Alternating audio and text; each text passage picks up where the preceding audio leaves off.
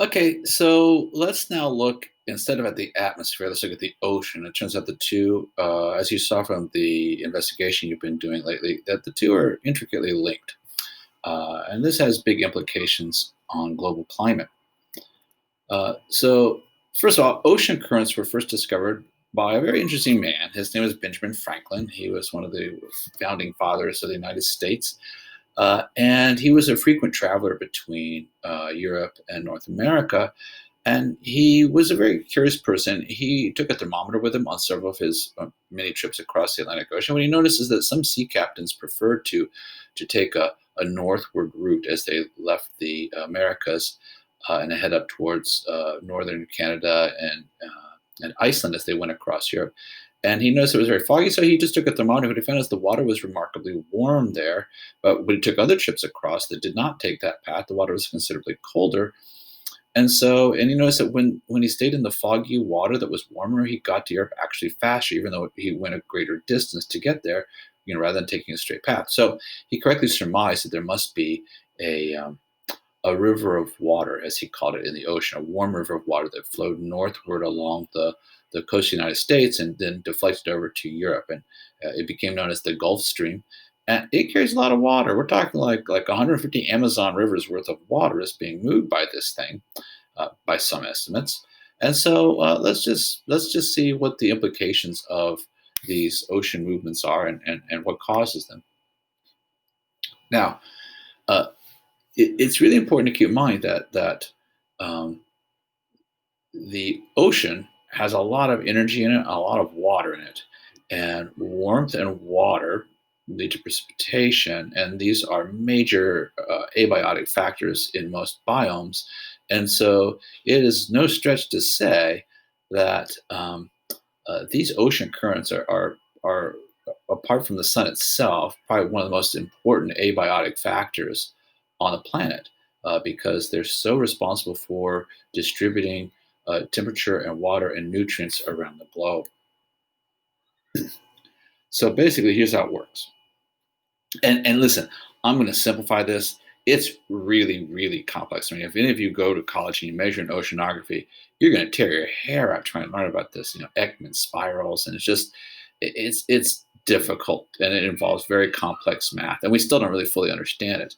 But it's important so people continue to understand. So I'm just going to give you the simplified version of it. Okay, here you go. At the equator, we have these strong trade winds that blow from east to west. And we have one that's blowing between, a little bit less, a little bit from the equator south, a little bit from the equator north.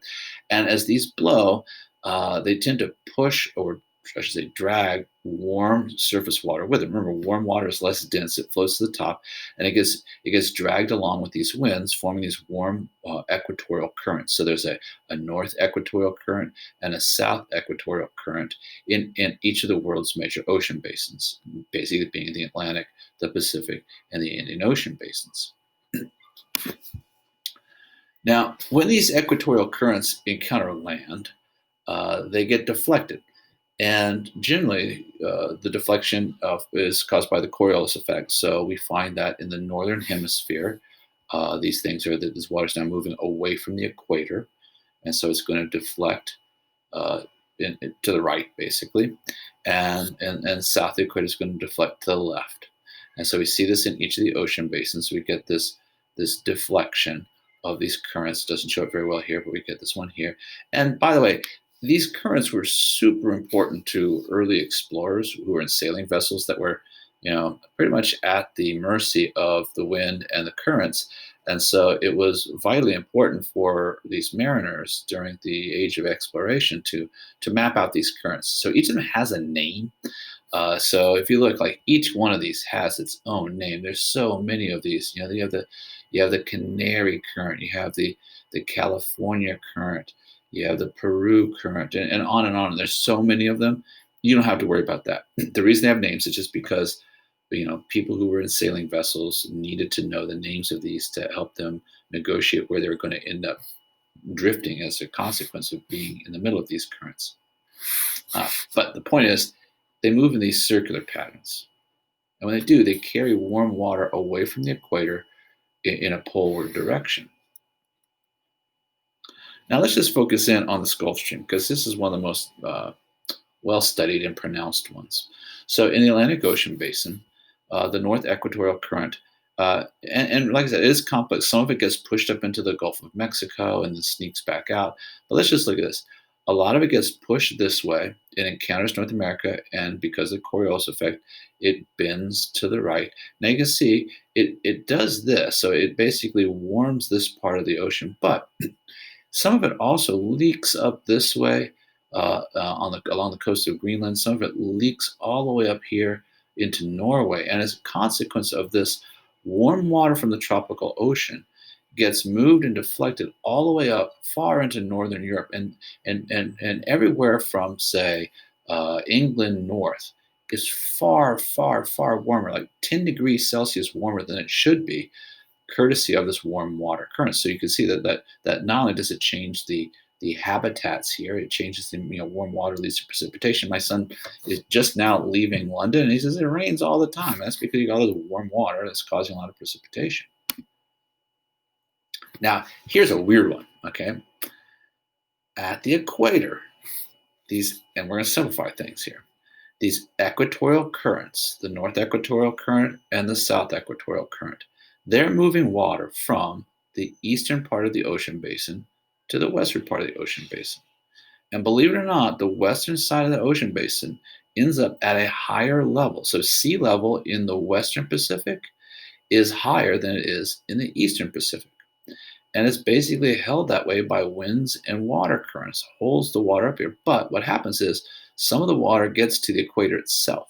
And at the equator itself, if you recall, there's not any prevailing wind direction. And so what happens is because sea level is higher here than it is here, water runs downhill. Now we're talking half a meter or so.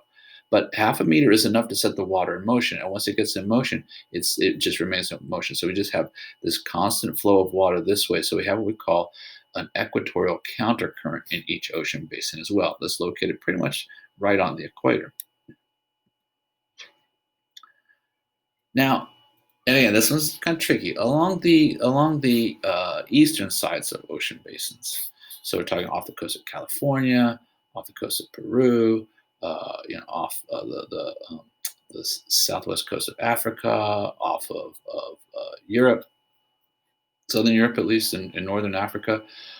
We end up with very cold water, and it happens as a result of these mid latitude winds, these westerlies, if you remember, that blow to the east. Sorry about the name. Okay, and when they hit the shore, they get deflected by the shoreline, and it's complex, but basically it results in a process called upwelling. And the basic, I mean, the mechanism of upwelling is hard to understand. I'll be honest, but the result of it is not hard to understand, and the result of it is important to understand. Basically, what happens is this upwelling tends to bring cold water up from below to the surface, where it joins this pathway and gets warmed up and cycles. So let's zero in on this upwelling a little bit and see why it's important. Okay, so basically, as wind is moving this way from the westerlies, it encounters land and then it gets pushed along the shore. Now, for reasons that I say are complex and hard to understand, this results in this movement of water offshore. Uh, and it's called an Ekman spiral. And what happens is, and it's due to the Coriolis effect. We don't really have to know that. What you need to know is this. If you move this water offshore, something has to take its place. What takes its place? Cold, nutrient-rich water from below. So let's think about this. Organisms that live in the upper 100 meters of water get sunlight. They undergo photosynthesis, there's productivity, so there is life. But as these organisms die, they sink downwards and they sink into dark water where light doesn't penetrate. So there's no phytoplankton producing oxygen. So this is low oxygen environment where it's not decomposing. So all this material from up above sinks down and it slowly breaks apart. And as it does, it releases a lot of nitrogen and phosphorus in the water. So this deep water in the ocean is very, very high in nutrients. And so as water is moved offshore, this cold, deep nutrient water is brought up. This is the process of upwelling. What happens is when this nutrient-rich water reaches the surface, Now there's sunlight.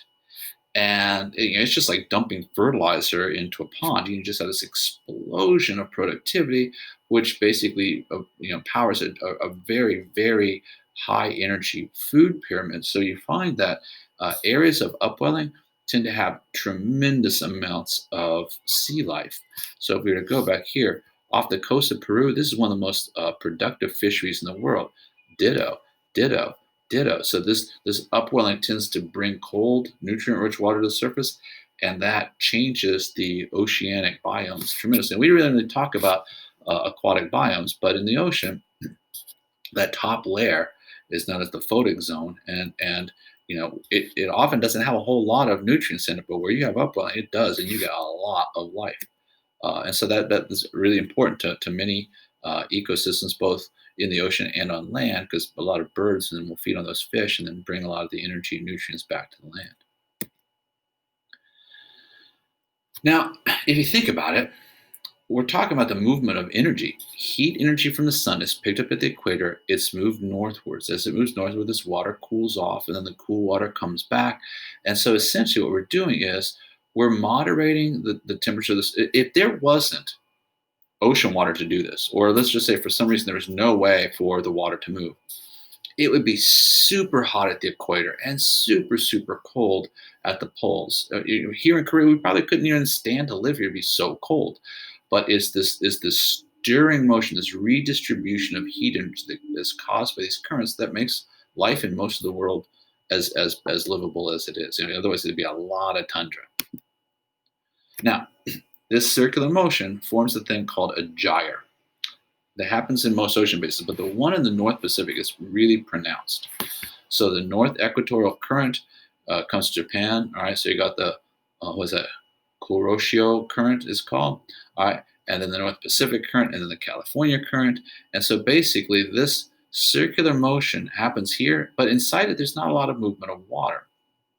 And so what happens is uh, things that end up inside here, they tend not to move. Like if you were to drop something here, like I don't know, like a buoy or a rubber duck, it would go around the ocean in this big circle.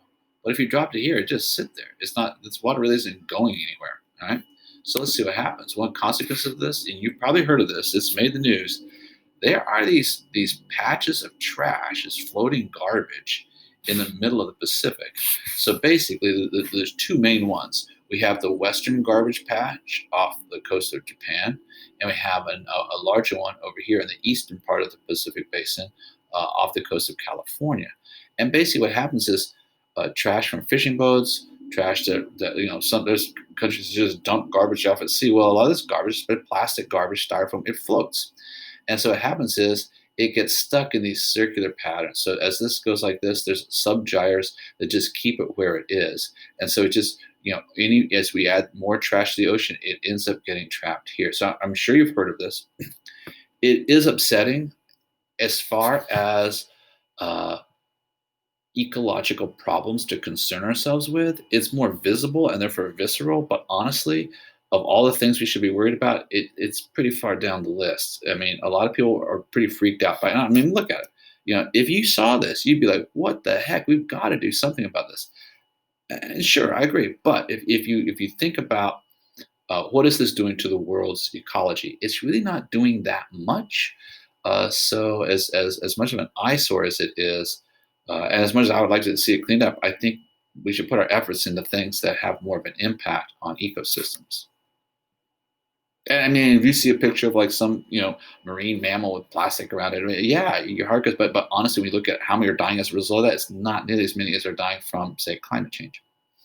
Now, in addition to having surface currents, which are driven by wind, we also get these deep water currents, these bottom currents, and they're driven by gravity. And so here's how it goes. All right, look at this. We move warm water here, seawater, and it's kind of salty because it's been moving up from, evaporation's been happening. So the salinity of this water is increased. When it gets here, it gets cold and ice forms. Well, this ice that forms tends to, like if you just freeze seawater, what you find is the sea ice that forms is not very salty. So the salt doesn't become part of the matrix of the sea ice. So the water that's not in there is very cold and very salty. Both of those things increase density. Cold water is very dense because the molecules get closer together. Now you add these sodium and potassium and chloride ions to it, and it's even salt water is more dense, and so you have is this downward flow at the poles, at the North Pole in particular, because the South Pole has land, so yeah, it gets colder, but it really happens mostly at the North Pole. So at the North Pole, there's this it's like this gravity engine that's just producing all this cold water that sinks down, and it's happening because of the formation of sea ice at the North Pole.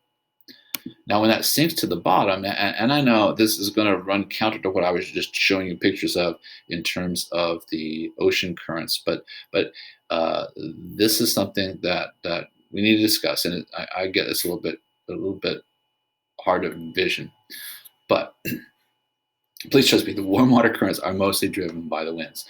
But what happens is we get this sinking cold, salty water at the North Pole. And we don't get it at the South Pole because there's land there. So you don't get sinking water at the South Pole.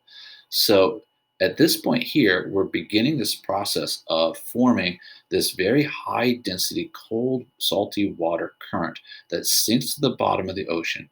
And look what it does it runs along the Atlantic Ocean basin all the way down here, down into the South Pacific, into the Antarctic area, and then this current flows around, and it gradually works its way back up into the Pacific, eventually warming up and rising to the surface, and then through the process of winds getting driven, here's the Gulf Stream bringing it back up here. Now, how long would it take to make this trip?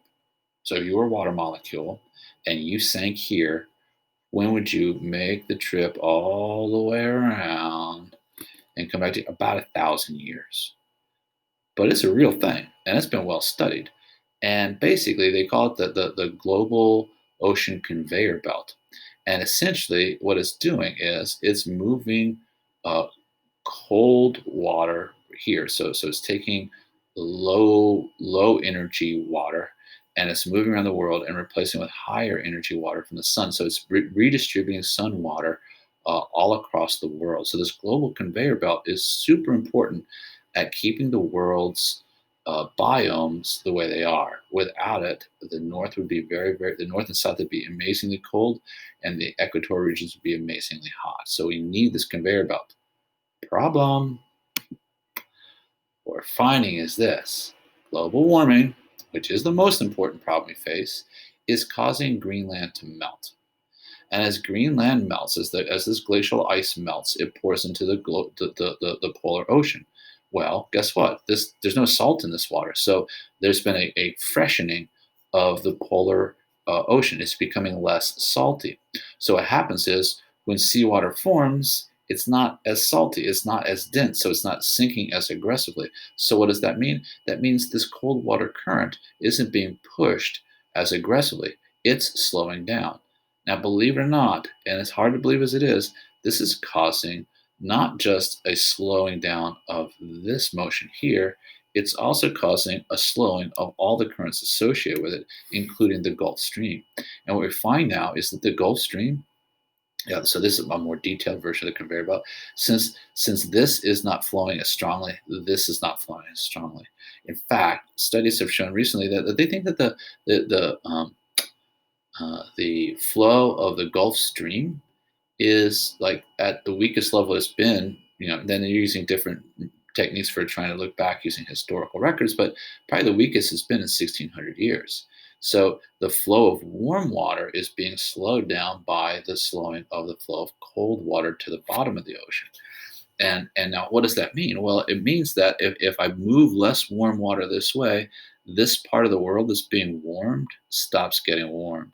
And these areas are like Norway and the UK, they could see their annual winter temperatures at least drop by 10 degrees. So it's kind of weird that global warming, which will continue unless we do anything to stop it, is going to end up causing a cooling of part of the world here. So that's one thing that a lot of people, politicians particularly, they don't understand that is a complex um, process here. Uh, sorry, saw my man Rob send me a message here. It's a complex process, and the overall change can make for localized changes that seem counterintuitive to the overall process. The world is getting warmer, as we'll study in our next unit. But as that happens, other areas, just parts of it might actually cool down as we redistribute Earth's energy differently. Okay, guys, that's got it. I'll see you guys soon.